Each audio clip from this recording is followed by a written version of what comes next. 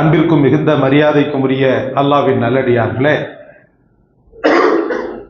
பிள்ளைகளுடைய கல்வியினுடைய மதிப்பெண்கள், குறிப்பாக +2 மாணவர்களுடைய மதிப்பெண்கள் ரிலீஸ் ஆகி வெற்றி வாகை சூடிய மக்களும் அல்லாஹ் அவர்களுக்கு ஆறுதல் அளிக்க வேண்டும். தோல்வியை தழுவிய மக்களும் மார்க்கை எதிர்பார்த்ததன்படி மதிப்பெண்ணை எடுக்காமல் இருந்த மக்களும் பெற்றோர்களுடைய அந்த ஆசாபாசங்கள் எல்லாம் வெலவெளுத்து போகக்கூடிய அளவுக்கு, நீர்த்து போகக்கூடிய அளவுக்கு அந்த எதிர்பார்ப்பை பொய்ப்பித்த நிலையில மார்க்கை கொஞ்சம் கூட எடுக்காத, பாஸ் ஆகாத மக்களும் நம்முடைய மாணவர்களில் தமிழகத்தை பொறுத்தவரை இருந்து கொண்டிருக்கின்றனர்.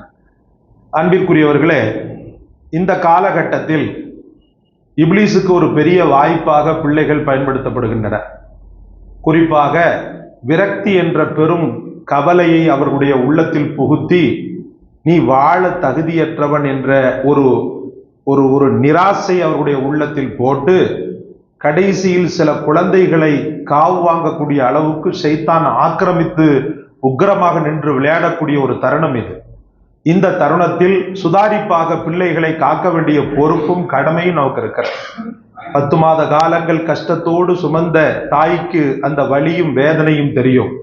பிரசவ நேரத்தில் அந்த குழந்தை வெளிக்கொணரப்படும் போது அவள் அனுபவித்த அந்த உயிர் போகின்ற வலி, அந்த குழந்தையினுடைய அந்த தாக்கம் கண்டிப்பாக அவளுக்கு தெரியும்.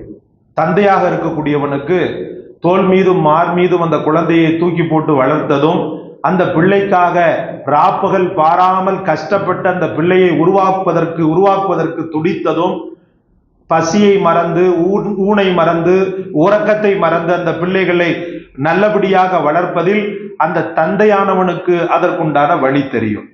இந்த வழிகளை எல்லாம் சுமந்திருக்கக்கூடிய பெற்றோர்கள் கடைசியில அந்த பிள்ளைக்கு ஒரு பெரும் வலியை ஏற்படுத்தி இந்த உலகத்தை விட்டே பிரியக்கூடிய அளவுக்கு வாய் வார்த்தைகளால், சுடு வார்த்தைகளால் அவர்களை சுட்டு பொசுக்கி விடுகின்றனர். பெற்பது சகோதரர்களே வளர்ப்பதற்காக மட்டும்தானே ஒழிய, பெற்பது என்பது சாகடிப்பதற்கு அல்ல, அவர்களை புதைகுழியில் தள்ளுவதற்கு அல்ல, அவர்களை வேதனையில் உச்சக்கட்டத்தில் கொண்டு செல்வதற்கு அல்ல, ஒரு ஓரங்கட்டப்படுவதற்கும் அல்ல. அல்லாஹ் பாதுகாக்க வேண்டும். உங்களுக்கு நான் சொன்ன செய்திதான், இருந்தாலும் ஞாபகப்படுத்துகிறேன். ஹசரத் உமர் ரலியல்லாஹு, கத்தாபுடைய மகன். கத்தாப் ஓரளவுக்கு அந்த ஊரில் தனவந்தர், ஓரளவுக்கு பரிச்சயமானவர், அடையாளம் சொல்லப்படக்கூடியவர். அந்த அளவுக்கு கத்தாப் நிறைய தோட்டங்களை வைத்திருந்தார், ஒட்டகங்களை வைத்திருந்தார்.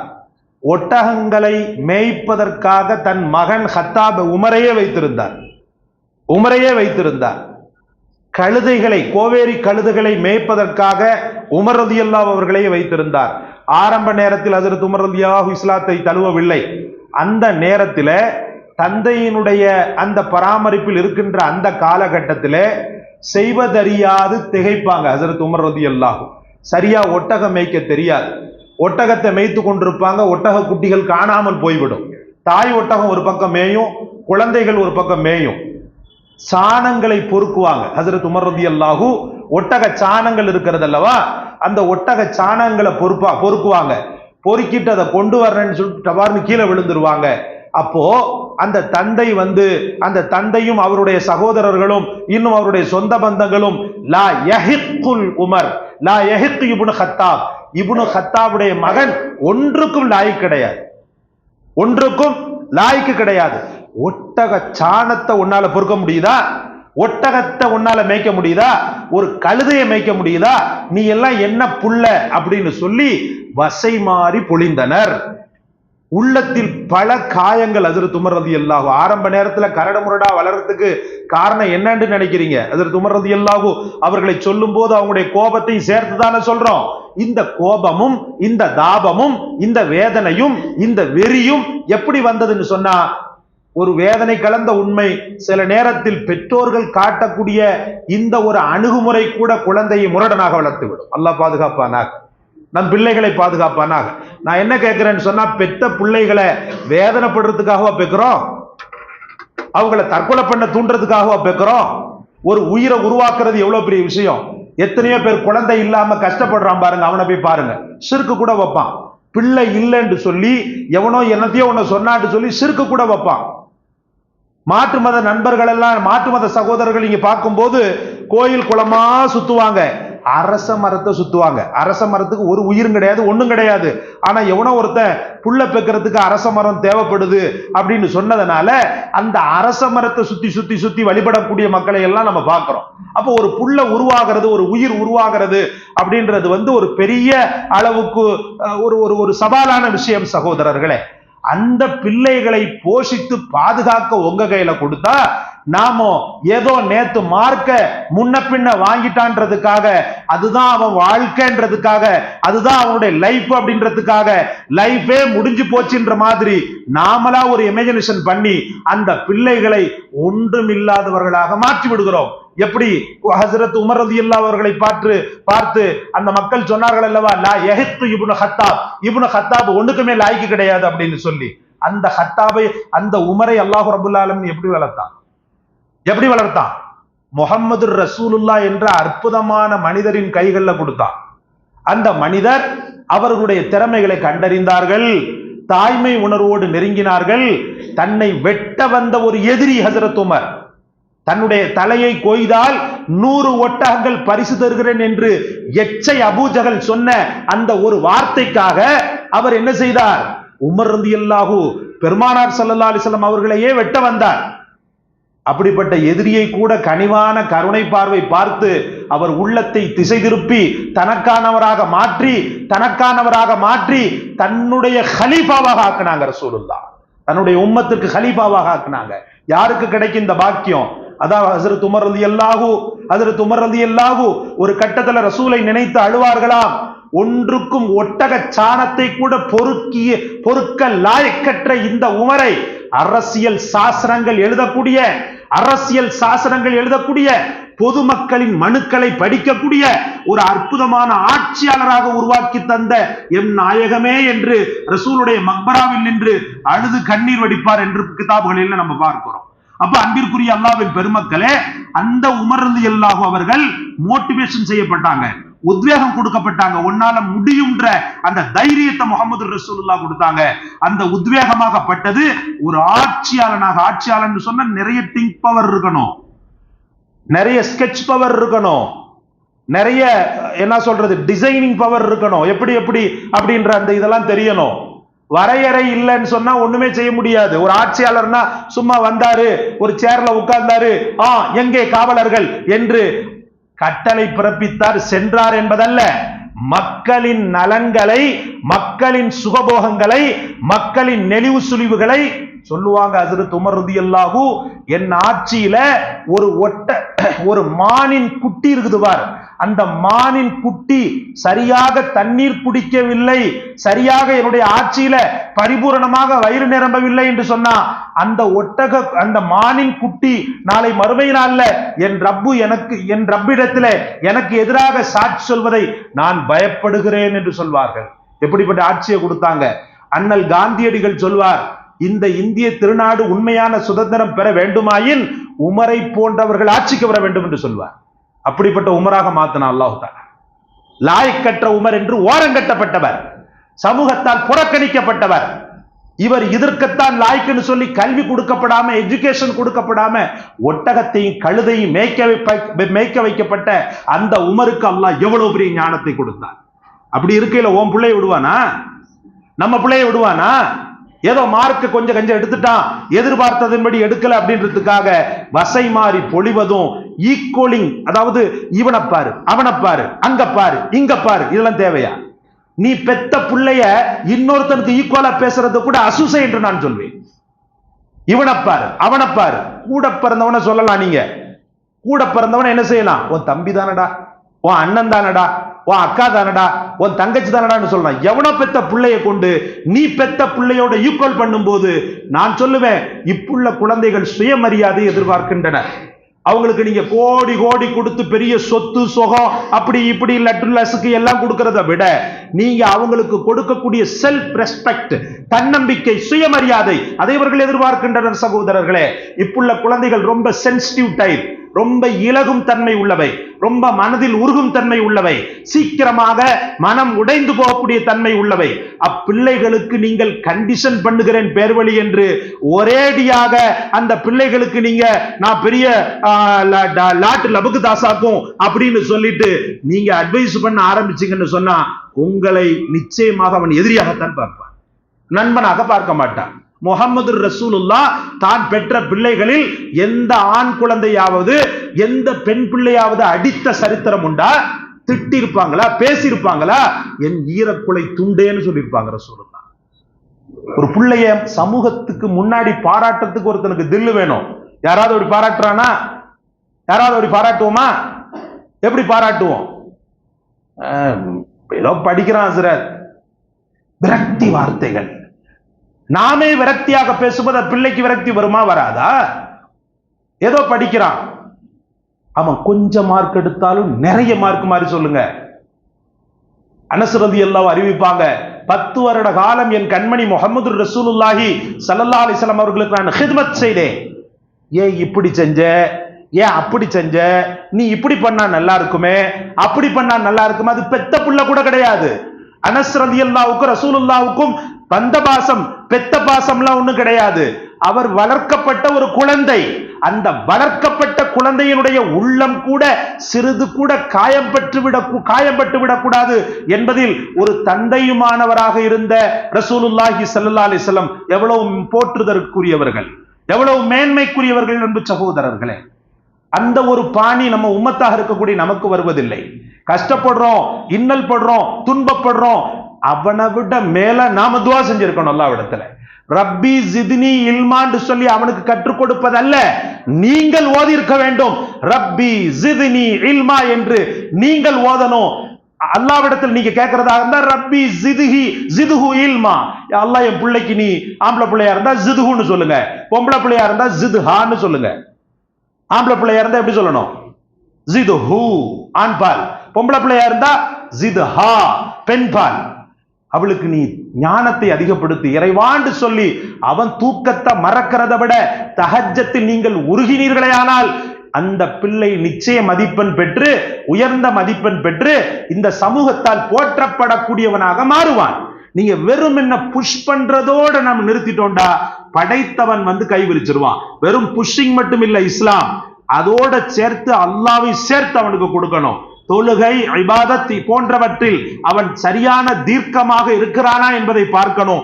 தோல்வி அடைஞ்சிட்டா உடனே அவனை அப்படியே இதாக்கிற கூடாது, அவன் அவ்வளவுதான் அப்படின்னு ஆயிருக்கிற கூடாது. ஈக்குவலிங் பார்க்கறத விட்டுறணும். முதல்ல எங்க மச்சாமாவன் அப்படி இருக்கிறானே, எங்க மாமாமாவன் இப்படி இருக்கிறானே, என் தம்பி மாவன் இப்படி இருக்கிறானே, அல்லாஹ் உன் குழந்தையும் நிச்சயமாக ஆக்க கூடும் என்ற ஒரு ஆறுதல் வார்த்தையை ரசூலுல்லாஹி ஸல்லல்லாஹு அலைஹி வஸல்லம் சொல்லாம சொல்லி இருக்கிறார். அபூ ஹுரைரா மறதியால் அவதிப்படுவார், என்ன ஒண்ணும் மனதில் நிற்காது. ரசூலுல்லாஹ் இடத்துல வந்து கண்ணீர் வடிப்பார். அபூ ஹுரைராவுக்கும் அன்னலாவுக்கும் பெரிய அளவுக்கு பந்தமும் இல்லை, பாசமும் இல்லை, ஒரு மாணவர் தான் அவர். அந்த மாணவரை பெருமானார் ஸல்லல்லாஹு அலைஹி வஸல்லம் எவ்வளவு மோட்டிவேஷன் பண்ணாங்க.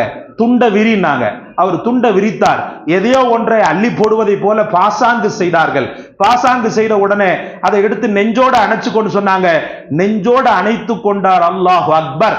அதிலிருந்து பிடித்த நினைவாற்றல் ஆயிரக்கணக்கான ஹதீஸை இந்த உலகத்திற்கு தந்தவர் ஹஜ்ரத் அபூ ஹுரைரா ரலியல்லாஹு. ரசூல் கொடுத்த மோட்டிவேஷன். அவர் தோல்வி அடைந்து விட்டார் என்பதற்காக உனக்கெல்லாம் வராதுடா உதவாக்கற என்று சொன்னார்களா? என்ன உன்னை மறந்து தொலைக்கிறிய, என்னதான் நீ மண்டையில வச்சிருக்கிற என்று சொன்னார்களா? நம்மை போல 3 வேளை சாப்பிடுற நீ கொஞ்சம் கூட திங்க் பண்ண மாட்டியா என்று சொன்னார்களா? கஷ்டப்பட்டு இன்னல் பட்டு துன்பப்பட்டு நான் ஓடாய் தேய்ற, நீ டியூஷன் வைக்கிற, அங்க வைக்கிற, இங்க வைக்கிற, அந்த மேக்ஸ் வச்ச, அந்த டீச்சர்ட்ட படிக்க வச்ச, இந்த டீச்சர்ட்ட படிக்க வச்ச, அவ்வளவு ஃபீஸ் கட்டி இப்படி எல்லாம் வசை பாடினார்களா? ஒண்ணுமே இல்ல. சைக்காலஜிக்கலா அப்படி துண்டை விரிச்சு இப்படி அள்ளி போட்டு நெஞ்சில அணைச்சா என்ன கிடைக்கும்? ஒண்ணுமே கிடைக்காது. ஆனாலும் ரசூலுல்லாஹி ஸல்லல்லாஹு அலைஹி வஸல்லம் அவருக்காக அப்படி ஒரு அழகான முறையை செய்து துஆ செய்து அவரை வாழ்த்தி போற்றி பெருமானார் ஸல்லல்லாஹு அலைஹி வஸல்லம் அனுப்பி வைத்தார்கள். எத்தனை சஹாபாக்கள் தாழ்வு மனப்பான்மையில் புழுவாக துடித்த எத்தனையோ சஹாபாக்களை பெருமானார் ஸல்லல்லாஹு அலைஹி வஸல்லம் அருட்கரங்கள் தூக்கி விட்டிருக்கின்றன சகோதரர்களே. நாம் தூக்க மறந்து விட்டோம். நாம் பெற்ற பிள்ளையை கூட தூக்க விடுவது தூக்கி தூக்கி என்ன செய்வதில்லை, உச்சி முகர்வதில்லை. என்னைக்காவது குழந்தையை நாம முத்தமிட்டு இருக்கிறோமா? காட்டரபிகள் வாழ்ந்த வாழ்க்கை தான் இன்னைக்கு நம்ம வாழ்ந்துகிட்டு இருக்கிறோம். அல்லாஹ் பாதுகாக்கணும்.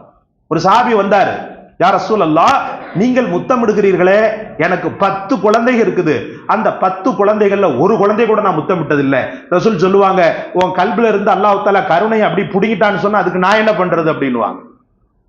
உன் கல்வில இருந்து கருணையை புடுங்கிட்டா அதுக்கு நான் என்னப்பா பண்றது அப்படின்னுவாங்க.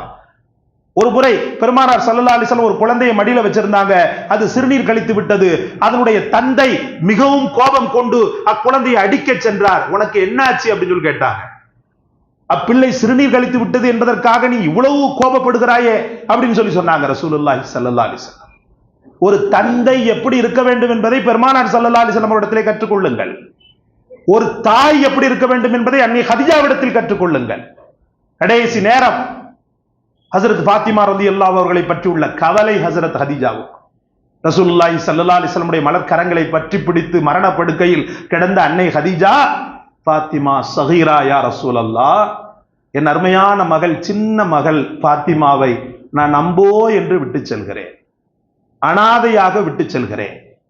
என் மகளை மக்காவில் இருக்கக்கூடிய குஃபார்கள், அவர்களுடைய பெண்கள் என் குழந்தையை வசை மாறி பொழிவதையும் திட்டி தீர்ப்பதையும் என் குழந்தைக்கு ஏதாவது எதிர்ப்பாக செய்வதையும் நான் பயப்படுகிறேன். என் பிள்ளையை நீங்க பாதுகாப்பீங்களான்னு கேட்டாங்க. என் பிள்ளைய நீங்க பாதுகாப்பீங்களான்னு கேட்டாங்க. சொத்து சுகத்தை கொடுக்கல, சொத்து சுகத்தை பத்தி உள்ள கவலை இல்ல. என் மகளுக்கு நீங்க எப்படி கல்யாணம் பண்ண போறீங்கன்னு கேட்கல. என் பிள்ளைக்கு மத்த பிள்ளைக்கெல்லாம் ஓரளவுக்கு செட்டில்மெண்ட் பண்ணிட்டேன். என் கடைசி மகள் ஃபாத்திமாவுக்கு நான் என்ன செய்ய போறேன், ஏது செய்ய போறேன் சொல்லி புலம்பல. எதிரிகளுடைய தாக்குதலிலிருந்து என் சின்ன குழந்தை ஃபாத்திமாவை யா ரசூலல்லாஹ் நீங்கள் காப்பீர்களா என்று கேட்டார்கள். இதுதான் அவர்களுடைய மரண சாசனம். இதுதான் அவர்களுடைய கடைசி வசியத். சகோதரர்களே, நான் எதற்காக சொல்கிறேன் என்று சொன்னால், தோல்வியும் வெற்றியும் என்பது ஒரு மனிதனுடைய வாழ்க்கையில் நிர்ணயம் செய்யப்படுவதில்லை. ஒரு மனிதனுடைய வாழ்க்கையை நிர்ணயம் செய்வதில்லை. வந்து போகும், கடந்து போகும், அவ்வளவுதான். பத்ரு யுத்த களத்தில் மகா பெரிய வெற்றியை கொடுத்த அந்த இறைவன் உஹது யுத்த களத்தில் ஒரு துளி கூட வெற்றியை கொடுக்கல. தோல்வி, படு தோல்வி. அமீருக்கு கட்டுப்படாமல் இருந்தது, ரசூலுடைய வார்த்தையை மீறியது என்பதெல்லாம் ஒரு காரணமாக சொல்லப்பட்டாலும், மனித வாழ்க்கையில் தோல்வியையும் அவன் எதிர்கொள்ள வேண்டும் என்ற மனப்பாங்கை அவனுக்கு அல்லாஹ் கொடுப்பதற்காக உஹது யுத்த களத்தில் அல்லாஹ்வுடைய நாட்டத்தின்படியே தோல்வியை தழுவினார்கள். நபிகள் நாயகம் ஸல்லல்லாஹு அலைஹி வஸல்லம் முபாரக்கான பற்கள் ஷஹீதாக்கப்பட்டது. ரசூலுடைய முகம் காயப்படுத்தப்பட்டது. எத்தனை இழப்புகள்! ஹம்ஸா ரலியல்லாஹுடைய மரணம், ரசூல் உயிரே வச்சிருந்தாங்க ஹம்ஸா ரலியல்லாஹு மேல. ஹம்ஸா ரலியல்லாஹு தன் மகனான ஹஜ்ரத் ரசூலுல்லாஹ்வின் மேல உயிரே வச்சிருந்தாங்க. ஹம்ஸா ரலியல்லாஹு எப்படி கொலை செய்தார்கள் பாவிகள்! அதுக்கு பிறகு அவங்க திருந்திட்டாங்க. எப்படி கொலை செய்தார்கள்? உங்க வீட்டு கொலை, எங்க வீட்டு கொலை இல்ல. அது எப்படிப்பட்ட கொலை? வஹ்ஷி கொல்ல ஹிந்தா அந்த நெஞ்சை பிளந்து அதில் உள்ள ஈரலை எடுத்து கடித்து துப்பினார் என்று சொல்லப்படுகிறது. இந்த கொடூர மரணத்தை தான் பெற்றெடுத்த தந்தையின் ஸ்தானத்தில் இருக்கக்கூடிய ஒரு தந்தையுமானவரின் மரணத்தை ஒரு குழந்தை பார்க்கும் போது எவ்வளவு மன சஞ்சலம் அடைந்திருக்க வேண்டும், எவ்வளவு மன சஞ்சலம் துயரம் அடைந்திருக்க வேண்டும். ரசூலுல்லாஹ் ஓரம் கட்டப்பட்டார். ஓரங்கட்டு அப்படியே ஓரமா போயிட்டாங்களா? விரக்தியில அப்படியே ஐயோ முடிஞ்சு போச்சு அப்படின்னு நினைச்சாங்களா? ஹம்ஸா சிங்கம், அசதுல்லா என்று சொன்னார்கள். என் மார்க்கத்தின் சிங்கம் என்று சொன்னார்கள். அந்த சிங்கம் செத்து கிடக்கிறது, இறந்து கிடக்கிறது. அதை கண்டு ரசூலுல்லாஹி ஸல்லல்லாஹு அலைஹி வஸல்லம் மனம் புழுங்கினார்களா? அடுத்த கட்டம் அவர்கள் செல்லவில்லையா? அந்த துயரத்தை பார்த்து கொந்தளித்தார்கள் ரசூலுல்லாஹ். அந்த நேரத்தில் ரசூலுல்லாஹ் அடைந்த வேதனைக்கு அளவே கிடையாது. ஆனா அதுக்காக அடுத்த கட்டமே போகாம அப்படி முடங்கி போனார்களா? உங்க புள்ள மார்க் எடுத்துட்டு இவ்வளவுதான் மார்க் எடுத்திருக்கிறான் அல்லது பாஸ் ஆகல ஃபெயில் ஆயிட்டான உடனே எல்லாமே முடிஞ்சிருச்சா? அப்பிள்ளை ஒரு உயிர் அல்லவா? அந்த உயிரை பாதுகாப்பது தாய் தகப்பன் நமக்கு கடமை அல்லவா? அதனால் நாம் புரிந்து கொள்ள வேண்டும், ஒரு பிள்ளையின் படிப்பின் வெற்றி அல்லாஹ்வின் கையில் தான் இருக்கிறது. அதுக்கப்புறம் பாத்தீங்கன்னா உங்க பிள்ளை கையிலையும் இருக்குது, உங்க கையிலையும் இருக்குது. அப்பிள்ளைகளுக்கு சரியான எஜுகேஷன் கொடுங்க, முயற்சிகளை கொடுங்க, தொழுகையை கொடுங்கள், அந்த குழந்தைகளுக்கு அதிகமான துஆக்களை கொடுங்கள், கற்றுக் கொடுங்கள். எவ்வளவு துஆக்கள் ரப்பி ஜித்னி இல்மா, அது ஒரு துவா. ரப்பி யஸ்ஸிர் வலா துஅஸ்ஸிர், ரப்பி தம்மிம் பில் கைர்.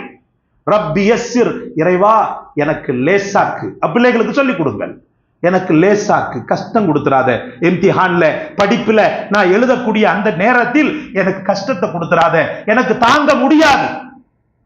வலா துஅஸ்ஸிர், நீ கஷ்டத்தை கொடுத்துறாத, லேச கொடு எனக்கு. ரப்பி தம்மிம் பில் கைர், எனக்கு நல்ல விஷயங்களை எல்லாம் பரிபூரணமா கொடு, கொஞ்சோண்டு கொடுக்காத, நிறைய கொடு. அப்படின்ற இந்த துவாக்கள் எங்கே சென்றது? மதரசாக்களுக்கு சரியா அனுப்புறதும் கிடையாது, டியூஷன் அது இதுண்டு. மார்க்கத்தின் வாசலையே சில பெற்றோர்கள் அடைத்து விட்டனர், பாவிகள். அல்லாஹ் பாதுகாக்க வேண்டும். மார்க்கமே இல்லை அவனுக்கு. படிப்பு என்னனாலும் படிச்சுக்கோ, ஆனா மார்க்க கலாசாலைக்கு மட்டும் போகாத. உனக்கு படிப்பு தான் முக்கியம். கடைசியில வெற்றி இல்லாம அப்பிள்ளை வாழ்க்கையிலும் தோத்து விடுகிறான். என்றால் படைத்தவனின் கரம் இல்லை, படைத்தவனின் அன்பு இல்லை, படைத்தவனின் ஆதரவு இல்லை. இவன் தொழுகிறான், அப்பிள்ளையை தொலை வைக்க மறுக்கிறான். சகோதரர்களே, அல்லாஹ் ரப்பல் ஆலமீன் எல்லா மக்களுக்கும் மனதைரியத்தை கொடுப்பானாக. திரும்பவும் சொல்கிறோம், தோல்வி அடைந்தவர்கள் வாழ்க்கையில் தோற்கவில்லை, நீ பரீட்சையில மட்டும்தான் தோத்திருக்கிற. அதனால வாழ்க்கையில் ஜெயிக்க வேண்டிய கட்டங்கள் நிறைய இருக்கின்றது. உன்னை படைத்தவன் உனக்காக கையை விரித்து காத்திருக்கிறான். லா தக்னது மிர் ரஹ்மத்தில்லா, என்னுடைய விஷயத்தில், என் அருளில் நீ எந்த காலத்திலும் நிராசை அடையாதே என்று அந்த தாயன்பு மிக்க இறைவன் கையை விரிக்க உனக்கு என்ன கவலை, உனக்கு என்ன கஷ்டம்? துணிந்து போராடு, நிச்சய வெற்றி உனக்கே என்ற அந்த தாரக மந்திரத்தை பிள்ளைகளுக்கு இன்ஷா அல்லாஹ் கொடுத்து கொண்டே இருப்போம். அல்லாஹ் நம் அனைவருக்கும் தௌஃபீக் செய்வானாக. நம் குழந்தைகள் மீது மிகச்சிறந்த அருளை நசீபாக்குவானாக. வாஹிர் தாவானா அனில் ஹம்துலில்லாஹி ரப்பில் ஆலமீன். அஸ்ஸலாமு அலைக்கும். கண்ணியத்திற்குரியவர்களே,